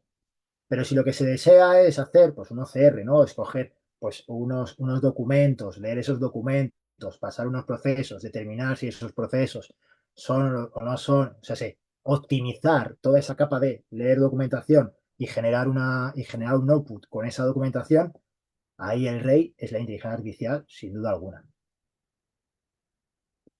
Muy bien. Para esta fase, esas son las únicas preguntas que tenemos. Me ¿Vale? imagino que al final vamos a tener otras. Vale, perfecto, perfecto. Bueno, hemos hablado de blockchain, sigo presentando, si no, creo que sí, sí que sigo presentando. Sí, continúa, sí, sí. Gracias. Nada, nada, sin problema. Entonces, hablamos de blockchain, ya hemos entrado en esa parte de smart contract, ya hemos dicho un poco pues, esos conceptos muy rápidos, ¿no? De temas de blockchain, bloques, cadenas, nodos, consenso, ¿vale? No nos olvidemos de esos componentes.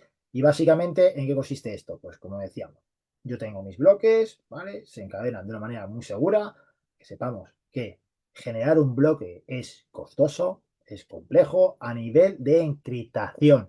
Ese bloque lleva una encriptación, ese bloque lleva una información y esa información es muy segura. Es una de las cosas muy potentes que tiene esos bloques, ¿vale? O sea, tiene, digamos, esa parte de distribuir esa información en distintos ordenadores, pues una cosa muy potente que tiene es que si quieres hackearlo, que si alguien a nivel de ciberseguridad quiere romperlo, pues es muy complicado, ¿vale? Muy complicado porque ya no solo tiene que irse al bloque, tiene que ver el consenso cómo está montado, tiene que irse al nodo que corresponda, tiene que irse a la cadena y tiene que ir juntando tanta información que es prácticamente imposible, ¿vale? No digo que sea imposible, pero es bastante complicado. De hecho, cuando alguien quiere hackear algo en blockchain, no se hackea el bloque, se hackea normalmente el productor, ¿vale? Pero bueno, eso es otra cosa. ¿Vale? Y por último, como decimos, pues tenemos esa red, ¿no? Que valida esas transacciones o que valida esos bloques, ¿vale? Tipo de blockchain, pues hay muchos, ¿vale? Tenemos desde los públicos que, pues, si a alguien le gusta el tema de cibermonedas, o o sea, de criptomonedas, perdón, y demás, pues conocerá seguramente muchas, ¿no? Desde Ethereum hasta hay varias, ¿vale? Ethereum, Solar, eh, no sé, varias, ¿vale? Luego están las privadas, que hay muchas empresas que se montan su propia red de blockchain ellos propietarios, ¿vale? Lo que hablábamos antes, si tú quieres garantizar la calidad de un producto, pues puedes montarte tu red privada para ti. ¿Y por qué te montas tu red privada para ti? Bueno, pues porque evitas a lo mejor ciertos costes o ciertos sobrecostes, ¿no? Al final ya sabemos que todo lo que esté en la red pública tiene que estar mantenido de alguna manera, ¿vale? Sin embargo, la red privada, pues si es de un ente de corporaciones, de empresas, pues ya estaría solucionado. Y luego, por supuesto, pues como siempre digo, la unión de ambas, que consigues esa capa híbrida, ¿vale? Aplicaciones, pues transparencia, seguridad.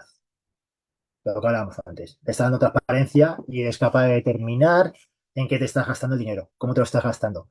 Si has cumplido tal norma, has recibido X dinero. Si no has cumplido tal proceso, no recibes dinero. Si has conseguido que tu producto pase por zonas sin pesticidas, sin emisiones de CO2, sí, es un producto ecológico, por ejemplo. Temas de votaciones, ¿vale? Para el tema de votaciones, por el tema de seguridad, proceso de votación, sobre todo el proceso de votación digital, cada vez se tiende más a aplicar redes de blockchain privadas, ¿vale? Para que el tema de lo que sería hacer o sea, ciberdelincuencia dentro de esas máquinas de digitalización sea muy complicado, ¿vale? Y por supuesto, pues la gestión de identidades, ¿no? Que ahora se llama mucho, ¿no? Esto, el robo de la identidad de una persona y poder suplantarla y demás. Bueno, pues si toda esta capa estuviese aplicada al blockchain, estuviese aplicada con la tecnología blockchain, sería mucho más complicado, ¿vale?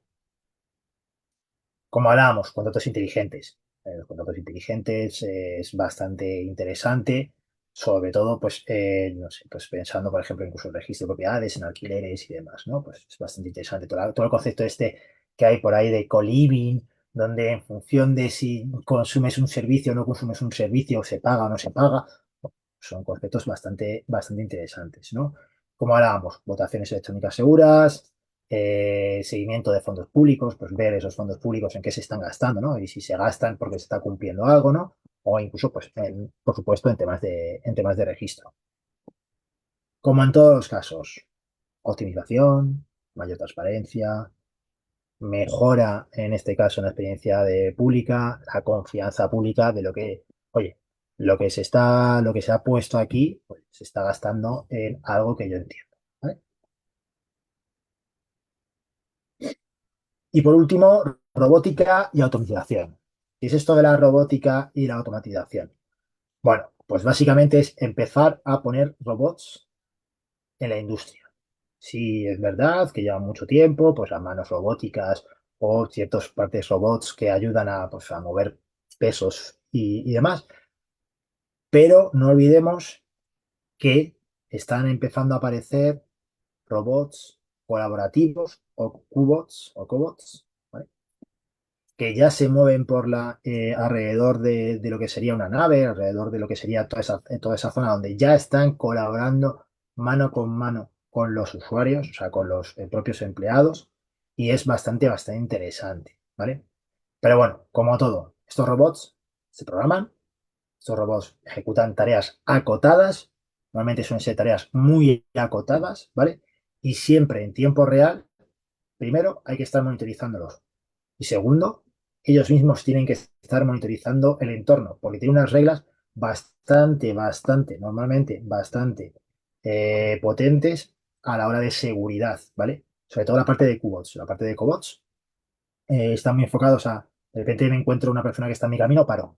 Si muevo la mano y veo que puedo dar a una persona, paro. Sí, ¿vale? Entonces, bueno, esto es un concepto que es bastante interesante alrededor de industria y no solo alrededor de la industria. Se están empezando a ver robots. Yo podría enseñar alguno por aquí que tengo en casa para, lo que serían las viviendas. Desde robots que lo que hacen es que las personas no se sientan solas, hasta robots que ayudan a ciertos procesos de la limpieza y demás, ¿no? Estos que son el típico robot que va por el suelo y va limpiando y cosas similares, ¿no? Obviamente todo esto viene trasladado de la industria, que es la primera que ha potenciado este tipo de tecnologías, ¿vale? Limpieza urbana, inspección de infraestructura, lo que estábamos comentando. Una cosa muy interesante en la parte de inspección de infraestructura es no sé cómo se dice en castellano, los quadcopters, los robots estos que vuelan, discúlpenme porque no recuerdo el nombre en castellano, pero vamos, que se usan para medir, por ejemplo, o para ver con temas de IA, incluso se cogen y se hacen con cámaras de 3D, se empiezan a mirar lo que serían toda la infraestructura, pues puentes y demás, para poder detectar fisuras, ¿no? Y con eso, bueno, pues poder reproducir, ¿no? Este gemelo digital que hablábamos, ¿no? Y poder aplicarle, oye, pues cuando empiece a pasar X tiempo, ¿qué le puede estar pasando? Si durante 2 años me está lloviendo 200 días con esta afluencia de agua y demás, ¿no? Cómo se puede comportar este sistema, ¿no? Luego, toda la capa, por supuesto, de procesamiento de documentación, de gestión de archivos, ¿no? No olvidemos que estamos hablando no solo de robótica, sino de automatización, ¿vale? Automatizar. Que esto, como decimos, aparte de automatizar procesos que sean repetitivos, que sean de datos, la inteligencia artificial, los ordenadores, nos ganan. Ahí no podemos hacer más, nos ganan, ¿vale? Y bueno, pues otros ejemplos, pues espacios, mantenimiento de espacios verdes o, por supuesto, toda la capa de asistencia en hospitales públicos. Hace años, con el tema de la tecnología 5G, se veía cómo directamente a través de esa comunicación no 5G, que supuestamente aporta poco delay y se puede aportar muchos datos y demás, cómo un médico podía directamente a través de un brazo robótico operar a gente, ¿no? Y se enseñaba ese vídeo, ¿no? Pero aunque parezca ficción, pues son cosas que ya se están empezando a implementar en muchos de los casos, ¿vale? Beneficios, como en todos los casos. Reducción de costes, mejorar la eficiencia, mejorar la atención al ciudadano, mejorar, o sea, al final, la predicción del ciudadano que esto que se está haciendo tiene sentido, ¿vale? Desafíos, lo comentábamos, en las preguntas también, ¿no? Resistencia al cambio. Pues a nivel cultural, que no se entienda o que, ¿por qué estamos quitando esto? Estamos quitando un puesto de trabajo. estamos quitando muchos puestos de trabajo, luego no vemos que hay puestos de trabajo por detrás que se están generando. De otro valor, por supuesto, o de otro perfil. Pero también eso es un miedo que a veces se tiene, ¿no? Hombre, si estamos quitando estos puestos de trabajo, yo no sé si voy a poder actualizarme con esta tecnología, además, ¿no? La realidad, ¿cuál es? La realidad es que cada vez la tecnología es más asequible, cada vez la tecnología es más entendible y de verdad que eh, no hay que tener miedo a la tecnología, sino apoyarse en ella para mejorar, ¿vale? Entonces, bueno, cosas que se pueden hacer, pues muy sencillo. Cursos como este, o sea, conferencias como estas, cursos de capacitación, ¿no? Programas de formación continua, ¿no? Cosas que aporten valor realmente, ¿vale? A las personas, de cómo usar esa tecnología, ¿no? Por supuesto, si no hay comunicación, entender qué aporta la tecnología, qué deja de aportar, qué ventajas tiene, qué desventajas tiene, qué procesos son necesarios para implementarlo, no conseguimos, no conseguimos nada. Y la tecnología es el medio. Eso es lo que tiene que quedar como clave en esto. Tecnología es el medio. Pero lo importante es la persona. Lo comentábamos antes, ¿no? ¿Hasta qué punto la inteligencia artificial puede ser más lista de nosotros? Nos puede quitar esa parte, ¿no? Las personas son de personas, no son de máquinas. Las máquinas nos tienen que servir, la tecnología nos tiene que servir a, y no al revés. Partes de ciberseguridad, partes de privacidad, ya lo hemos comentado. Cada vez se generan más datos, los datos cada día son más importantes y, por supuesto, hay que tener políticas y hay que tener leyes muy robustas alrededor de los datos. ¿Vale? Es complicado.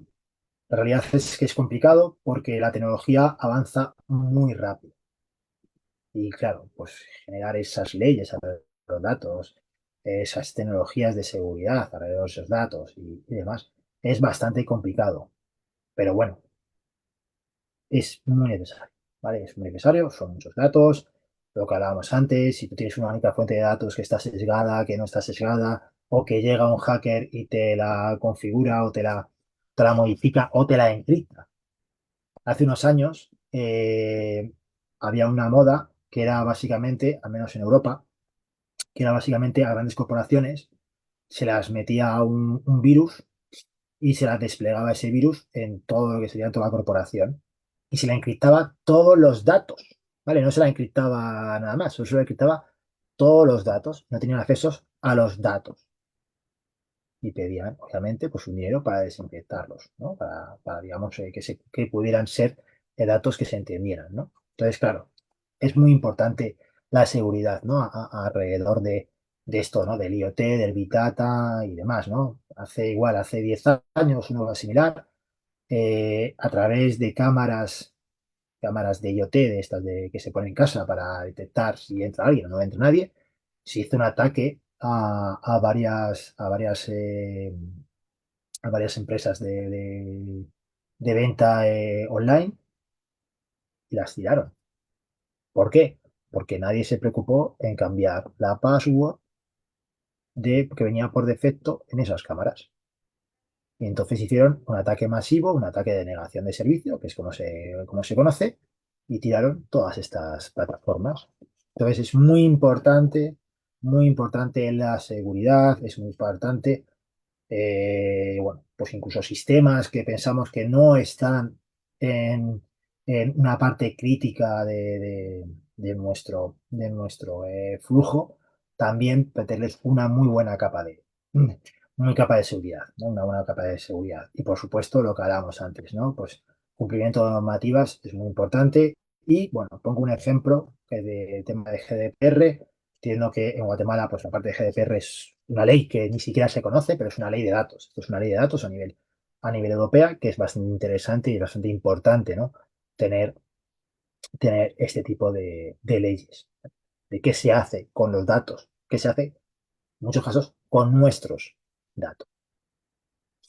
¿Vale? Y por último, pues la parte ética, ¿no? La parte ética de también, pues lo que hablábamos. Oye, pero esto de la IA nos va a quitar el trabajo, pero esto de la IA nos va a suplantar, pero esto de la IA no. Esto que sale en muchas empresas diciendo, pues ahora despido a la mitad de la plantilla porque con mis dos modelos de inteligencia artificial soy capaz de hacer. Y luego resulta de que has despedido a la mitad de la plantilla y al final has tenido que contratar a más del doble porque te has dado cuenta de que no tenía sentido lo que estabas haciendo. Entonces, bueno, creo que es muy importante que haya transparencia, que se entienda bien la tecnología y sobre todo que haya mecanismos que responsabilicen, ¿no? El uso de esa tecnología. Si no hay mecanismos alrededor de cómo se usa esa tecnología, de qué, de qué puede realmente o cómo puede afectar esa tecnología a nuestro día a día, sí que puede ser que esa tecnología, pues oye, al final se convierta en algo que no queramos. ¿Vale? Y por último, pues unas pequeñas conclusiones y unas recomendaciones a nivel de estos desafíos y consideraciones éticas, ¿vale? Bueno, como os decía, muy importante, pues bueno, pues que adoptemos esas tecnologías de la transformación digital, ¿no? Al final, el IoT, el Big Data, la inteligencia artificial, el blockchain, el Digital Twin, están aquí para quedarse y están aquí para aportarnos, ¿vale? Para aportarnos. Pero para eso hay que entenderlo, ¿vale? O existir. Para eso hay que entenderlo, hay que ser consciente de que tenemos que tener unas ciertas regulaciones, hay que ser conscientes de que tenemos unas éticas morales y demás, y por supuesto, pues que esto cada vez está más en procesos críticos o en procesos no críticos, que se pueden convertir en procesos críticos y que hay que aplicarles capas de ciberseguridad y una capa de privacidad, oye, pues fundamental, ¿no? Para que todos tengamos confianza en eso que se está haciendo.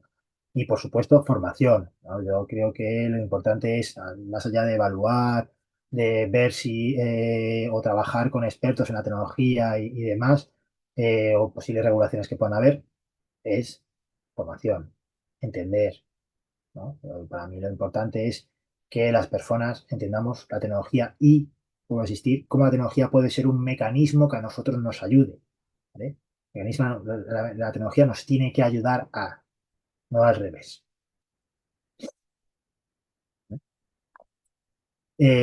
Futuro, bueno, infinito, ¿vale? ¿Por qué digo infinito? Porque hace 2 días, si alguien me hubiera dicho que una inteligencia artificial se iba a reír por ponerse una persona un gorro, pues hubiera dicho que no, que es imposible, que todavía estaba muy lejos.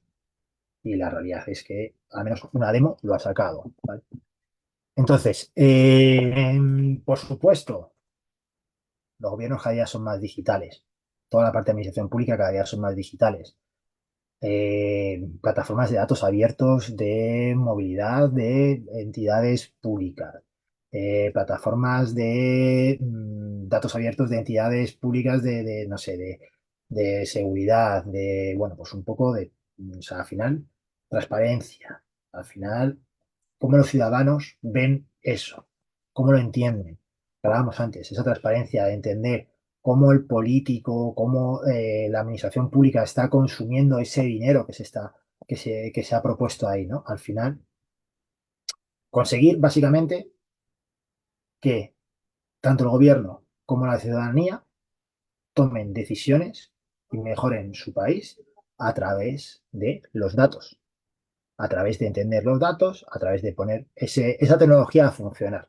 ¿Vale? Básicamente es, pongamos esta tecnología a funcionar para el bien público, para el bien ciudadano.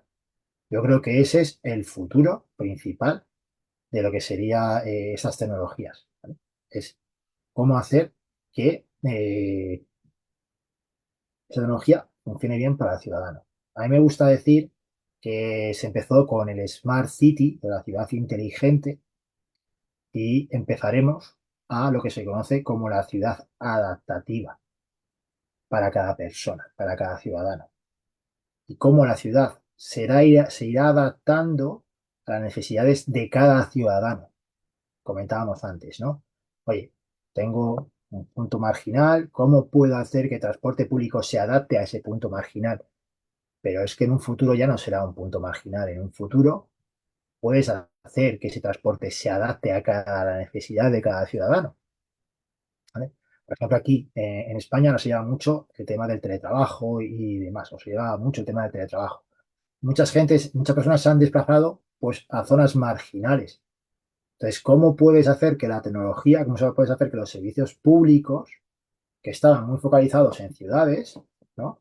¿Cómo puedes hacer que los servicios empiecen a adaptarse a ese movimiento migratorio, a ese movimiento que ha habido en esas zonas marginales y dar servicio a esas zonas marginales para mejorar al final? Al final estamos buscando que la tecnología mejore la vida del ciudadano. Por eso me gusta hablar de ciudades adaptativas, ¿vale? Y aquí, pues nada, capacitación, desarrollo, inversión de presupuesto en infraestructura y flexibilidad en la capa de ir adaptándose, ¿vale? Bueno, pues como digo, pues mucha innovación, tiene que haber mucha innovación en la parte de los sectores públicos. Estas tecnologías tienen que ir introduciéndose en la capa en los servicios públicos y, bueno, ir ofreciendo pues las posibilidades que tiene, pero por supuesto con transparencia. Si no hay transparencia, pues el ciudadano no va a confiar en esas tecnologías y no va a saber bien realmente qué aporta o qué no aporta esa tecnología, ¿vale? Y por último, pues unas conclusiones, pero creo que las conclusiones básicas y que tenemos que sacar de aquí es: los gobiernos tienen que prepararse para todos estos cambios, tienen que ir haciendo estos procesos de difusión, tienen que ir haciendo, bueno, básicamente tienen que ir aprendiendo y tienen que ir redefiniendo pues esta gestión pública, tienen que ir redefiniendo todos estos servicios públicos que tienen gracias a esta digitalización, ¿vale? Siempre a través de la transparencia, siempre a través de la formación, siempre a través del entendimiento, ¿vale? A partir de ahí, pues habrá, por supuesto, pues habrá una adopción proactiva. ¿Por qué? Porque el propio gobierno, el propio ciudadano, el propio entidad pública lo entenderá y verá lo que le está aportando. Una vez que vea lo que le está aportando, será muy fácil esa adopción, ¿vale? Y pues poco más. No sé si hay alguna preguntilla. Sí, no, de verdad que interesante e importante el tema. Muy agradecidos de verdad por haber aceptado la invitación de impartir la conferencia. Y sí, tenemos más preguntas, ¿verdad? Perfecto. Fíjate que tengo acá una pregunta. ¿Cómo iniciar un proceso de innovación tecnológica en las instituciones públicas? Hay tanto que hacer o implementar, pero ¿por dónde sería lo conveniente iniciar o cómo? Claro. A ver, yo ahí mi recomendación es primero intentar sacar o sea, no sé cómo decirlo, ¿no? Primero intentar ver cuáles son las necesidades. Es decir, tanto por hacer, hay mucho por hacer. Totalmente de acuerdo, ¿no? Pero esto es como cuando alguien se pone delante del ordenador o delante de su día a día, ¿no? Y dice, tengo muchas cosas que hacer. ¿Por dónde empiezo? ¿No? Pues lo primero que tienes que hacer es decir, bueno, pues empiezo por una tarea. Tú determinas qué tarea. Determinas si es por mi importancia, sino porque o porque piensas que vas a tardar poco, porque es verdad que con la tecnología lo de tardar poco y demás a veces no se cumple, ¿no? Pero bueno, tú tienes digamos, como un orden, ¿no? Pues así es como hay que empezar, igual que se empiezan las tareas. Tú coges y determinas y dices, vale, pues vamos a empezar de esta manera. Voy a monitorizar si realmente esto que tengo aquí realmente tiene sentido.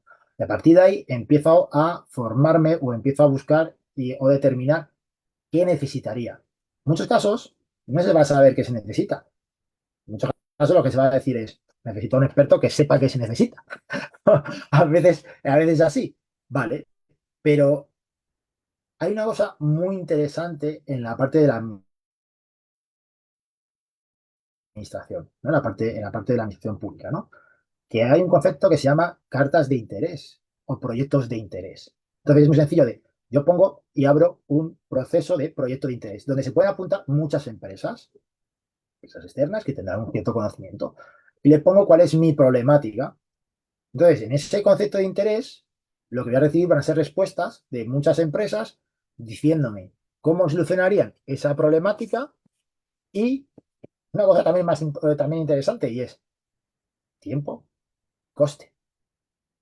Y una vez que tienes eso, ¿qué es lo que puedes sacar? Pues puedes sacar a nivel de administración pública, pues podrías sacar un concurso público que la gente ya se presentase con toda esa información que tú has recogido, que has hecho, digamos, ese trabajo de, vale, pues esto es importante, esto no es importante, uy, esto lo repiten, y si esto lo repiten muchos proveedores o esto lo repiten muchas empresas, será porque es importante. Yo no tengo este conocimiento, pero será porque es importante. Y terminas teniendo, pues digamos, ese proceso. Y es una manera de poder empezar a trabajar en esto. Sí, también acá hay otra pregunta. ¿Cómo las instituciones públicas podemos estar actualizados conforme a las innovaciones que se dan en la tecnología o industria tecnológica? ¿Hay espacios en los que deberíamos estar participando para actualizarnos y traer esas experiencias a nuestras instituciones? Sí, sí, hay espacios. De hecho, hay muchos foros, no solo en Latinoamérica, hay foros en todo de lo que sería a nivel global y que se pueden ir directamente a esos foros y se pueden apuntar, ¿no? Hay muchísimas organizaciones y demás donde uno se va a apuntar. Sí que es verdad que normalmente tienes que tener una cierta experiencia, tienes que tener un cierto expertise hacia dónde vas, ¿no? También, por supuesto, están ese tipo de programas como el que tenemos hoy, que oye, van contando pinceladas, pero esas pinceladas dejan ir conociendo ciertos conceptos en los cuales ya si se quiere profundizar, pues ya es más fácil, ¿no? Porque, vale, ya tengo este concepto, ¿no? Antes hablábamos de blockchain. A lo mejor hay gente que no conoce qué es eso de blockchain, pero una vez que hemos hablado de él, dice, ahí va, blockchain. Pues voy a empezar a investigar y voy a empezar a tirar del hilo, ¿no? Entonces, ese tipo de conferencias también es muy interesante precisamente para esto, ¿no? Para ir cogiendo esta información. Entonces, sí, hay muchos foros, hay muchos organismos donde uno se puede apuntar y puede, incluso a nivel institucional, puede apuntarse de una manera y entenderlo. Discúlpenme, porque a nivel de Latinoamérica no sé cuáles hay, pero bueno, pues luego están estas cosas como esta conferencia. Sí. Otra pregunta. Quisiéramos estar a la moda en cuanto a términos tecnológicos o recursos tecnológicos, pero ¿cuál sería lo básico que podríamos considerar para las instituciones? A ver, depende del caso, ¿vale? Esto va a depender mucho del caso, pero yo sigo diciendo cloud, o sea, eso de la nube. O sea, al final, una cosa muy potente que tenemos que pensar es que cada día hay más datos de todo, más datos de todo. Entonces, tenemos que empezar a entender esos datos, tenemos que empezar a analizar esos datos, tenemos que empezar ¿no? De hecho, se pueden no tener cosas de inteligencia artificial, se pueden no tener cosas de IoT, pero sí tener análisis de datos.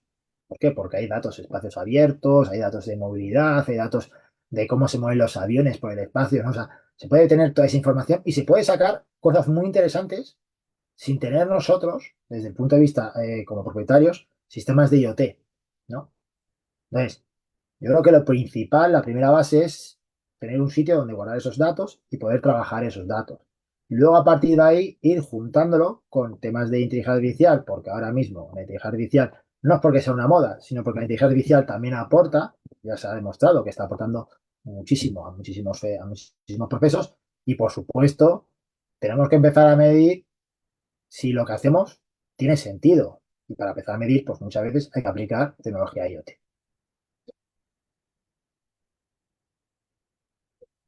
Estás en mute, Helen. Gracias. ¿Qué Nada, sin problema. impacto tiene la inteligencia artificial en la automatización de procesos, según su experiencia? Pues diría que como tal inteligencia artificial, o sea, la automatización de procesos, digamos que tenemos los procesos que se están empezando a automatizar actualmente con temas de inteligencia artificial, porque para mí lo que había antes no era inteligencia artificial, para mí lo que había antes eran algoritmos puros de informáticos, que son los procesos que se hacían de OCR y se detectaban ciertas cosas de, oye, pues esto está escrito de esta manera, además, pero era más vieja usanza, ¿no? Como digo, yo era más machine learning, no tanto inteligencia artificial, ¿no? Sé que la distinción no la he hecho, pero bueno, estaba más enfocado a procesos antiguos, ¿no? Entonces, procesos antiguos, la parte esa de algoritmia es la que realmente a día de hoy en la documentación es la que más se usaba. o la que más se usa. Y ahora ya sí que está empezando a aparecer, con todos estos de IA generativa y demás, sí que está empezando a aparecer bastantes proyectos más enfocados a esa gestión documental y demás, ¿vale? Pero todavía sigue estando manejados por algoritmos y por reglas que definen las personas. Y una última pregunta. De acuerdo a los desafíos y oportunidades que indicó durante su presentación, ¿cuáles considera que son los principales que enfrentan los gobiernos al adoptar estas nuevas tecnologías? Pues bueno, como desafío, yo diría que el principal, bueno, hay dos principales desafíos. La parte de ciberseguridad que hemos comentado, es un desafío que no es que sea el gobierno, sino que cualquiera que quiera implementar esas tecnologías tiene que tener en cuenta. O sea, es un desafío bastante complicado. Y luego, por supuesto, la parte de adopción. La parte de adopción es bastante complicada, ¿no? O sea, al final se tiene que hacer entender que la tecnología, qué aporta la tecnología, la transparencia, ya no solo hacia la gente que la va a usar o entender a la gente que va a usar, sino, oye, todos mis ciudadanos tienen que entender el por qué estoy aplicando estas cosas, el por qué tiene sentido estas cosas, ¿no? O sea, al final, el gobierno creo que el principal problema, el principal hándicap que tiene no es esta tecnología está muy bien, pero tiene que demostrar que vale para algo. Y lo tiene que entender todo el mundo, no solo mi gobierno, tiene que entender la oposición de mi gobierno, tiene que entender la ciudadanía, tiene que entender todo el mundo. Y creo que eso es uno de los handicaps principales que tiene y un desafío bastante importante. Muy bien, yo creo que la conferencia ha sido muy interesante y pues es importante mencionar que para el caso del Instituto Nacional de Administración Pública es clave la formación y capacitación. Entre la presentación tú indicabas eso, ¿verdad? Que para desarrollar habilidades y conocimientos en la fuerza laboral es necesario tener esos programas continuos de formación y actualización, en este caso de los funcionarios y servidores públicos. Entonces volvemos a recoger el compromiso, ¿verdad? Y el rol que tiene INAP en esto. También considerando lo que tú planteabas, ¿verdad? De la aplicación de la tecnología en la gestión pública, pude identificar que tiene muchos beneficios, ¿verdad? Entre los que mencionaste, es mayor eficiencia en general, pero también en procesos de manera más específica y en lo operativo. La reducción de costos, la mejora en la calidad de los servicios, mayor transparencia, se promueve la participación ciudadana, ¿verdad? La automatización de procesos, la toma de decisiones, ¿verdad? Más consciente, más informada. Y lo que tú planteabas muy importante, los análisis predictivos de los que muchas veces se carece en la administración pública, ¿verdad? Y también de esa anticipación de problemas. También lo que mencionabas en cuanto a la reducción de errores, ¿verdad? Como somos seres humanos y cometemos errores, pero las tecnologías pueden contribuir a esa reducción de errores. Mejor servicio al ciudadano, optimización de recursos y tareas, seguridad de las gestiones, transacciones, la reducción del fraude, la liberación de recursos humanos para tareas de mayor valor y la mejora en la confianza pública. Entonces, vemos que los beneficios, ¿verdad?, son más y son los, digamos, los criterios técnicos que en la administración pública nosotros buscamos, ¿verdad? Buscamos lograr, a pesar de que no tenemos la tecnología y los recursos tecnológicos de punta o que están a la moda, como dijo una persona al preguntarte. Sin embargo, pues el INAP está comprometido en poder informar y facilitar estos procesos, ¿verdad? De lo cual también nuevamente reiteramos nuestro agradecimiento por haber aceptado la invitación. Nos han quedado muchas reflexiones, inquietudes para profundizar en el tema y posiblemente más adelante estaremos nuevamente contactándote para profundizar ya en otros detalles, ¿verdad? En otros detalles. Y también se pudo identificar que hay una preocupación, ¿verdad? Porque la tecnología o la inteligencia artificial excluya o suplente al ser humano. Pero vemos que, pues, si tenemos mayor información y tenemos mayor capacitación y formación, podremos ir aclarando que no es así, ¿verdad? Y lo que tú planteabas tan importante, que no es la tecnología lo más importante, sino que es el ser humano, la persona, y cómo la tecnología es utilizada como medio para eficientar las labores de los seres humanos, y en este caso de los servidores públicos, ¿verdad? Así es que hay mucho que decir del tema, ¿verdad? Y ya nos hemos pasado del tiempo, pero nuevamente agradecerte, estamos muy agradecidos por tu participación este día. Hemos recibido muchos comentarios en nuestras redes, ¿verdad? Felicitándote y diciendo que ha sido una excelente conferencia. También hay una persona que pregunta si podemos compartir tu presentación. Entonces, te, te consulto si podemos compartirla. Yo, en principio, entiendo que sí, pero esto se lo tenéis que pedir. O sea, en principio no debería haber problema, ¿eh? O sea, en principio no debería haber problema, pero vamos, si queréis lo comentamos. En principio no debería haber problema. ¿Vale? Muy bien, con mucho gusto. Así es de que muchas gracias, Federico. Nosotros estaremos enviando un reconocimiento por correo electrónico a tu persona, ¿verdad? En agradecimiento por esta conferencia. Así es Vale. que muchas gracias. Y agradecemos a todas las personas que se conectaron y que participaron en esta actividad. Y esperamos poder estar nuevamente con ustedes con un tema tan importante como lo fue el día de hoy. Así es que no me queda más que decir y únicamente agradecer al equipo del Instituto Nacional de Administración Pública de Guatemala por la labor que han realizado en la coordinación de esta conferencia. Y tengan todos una feliz tarde. Muchas gracias, Federico. Muchas gracias. Buena tarde. Buena tarde. Chao, chao. ¿Quieres fortalecer tu institución mientras adquieres nuevos conocimientos y capacidades? Pues hoy te presento cursos MOOC que ayudarán a fortalecer tu institución, parte 1. Servicio y atención al ciudadano. Conocerás nociones generales acerca de etiqueta, protocolo y manejo de situaciones difíciles, ideal si trabajas o deseas trabajar en áreas de servicio externo en el servicio público. Prevención, manejo y resolución de conflictos. En este curso vas a adquirir dos competencias importantes: el análisis de las causas de los conflictos y la capacidad de negociación para alcanzar acuerdos, dirigido especialmente si laboras en áreas de recursos humanos y de asuntos jurídicos. Ética en la gestión pública. Conoce elementos, actitudes y características que debe tener todo servidor público en sus funciones desde la perspectiva ética, dirigida a todo servidor público y público en general. Recuerda que las inscripciones están abiertas en inap.gov.gt/app desde enero hasta octubre y que estos cursos son totalmente asincrónicos con un costo de 100 quetzales por curso. No te olvides de seguirnos en nuestras redes sociales.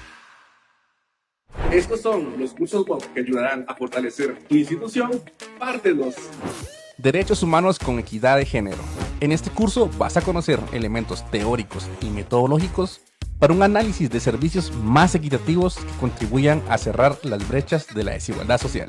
Ideal si trabajas en áreas de recursos humanos y planificación. Derecho constitucional. En este curso vas a conocer preceptos aplicables dentro de la función pública de la Constitución Política de la República de Guatemala, máxima jerarquía en el ordenamiento jurídico guatemalteco, dirigido a funcionarios, servidores públicos y ciudadanía en general. Fortalecimiento a las funciones de los consejos de desarrollo. Conoce la importancia de la participación ciudadana y la coordinación interinstitucional mientras adquieres nuevas capacidades y competencias de organización e integración, dirigido a miembros de los consejos de desarrollo y sociedad civil. Recuerda que las inscripciones están abiertas en inap.gov.gt/app desde enero hasta octubre y que estos cursos son totalmente asincrónicos con un costo de 100 quetzales por curso. No te olvides de seguirnos en nuestras redes sociales. Cosas que quizás no sabías de nuestros cursos MOOC. 1. Puedes terminar el curso en 5 días. Sí, nuestros cursos son completamente asincrónicos. Cuando terminas las actividades de una unidad, se desbloquean las del siguiente nivel, por lo que podrías completar todo el curso en 5 días, realizando un módulo por día. 2. Cuando finalizas el curso, el sistema te genera automáticamente una constancia provisional. Esta constancia la recibes si terminas el curso antes de que finalice el mes, ya que los diplomas oficiales son emitidos cada inicio de mes y son enviados a tu correo electrónico. 3. Los diplomas que obtienes tienen validez ante la Oficina Nacional del Servicio Civil y pueden ser agregados a tu expediente como servidor público. Esto está contenido en la Ley Orgánica del INAP, en su capítulo 2, artículo 14, párrafo 2. Los diplomas y certificados de estudio que expida el INAP tienen plena validez legal. Sus calidades y registros se norman en el reglamento referido en el párrafo precedente. ¿Qué estás esperando para inscribirte? Encuentra todos nuestros cursos en inap.go.gt/app/cursos y conoce.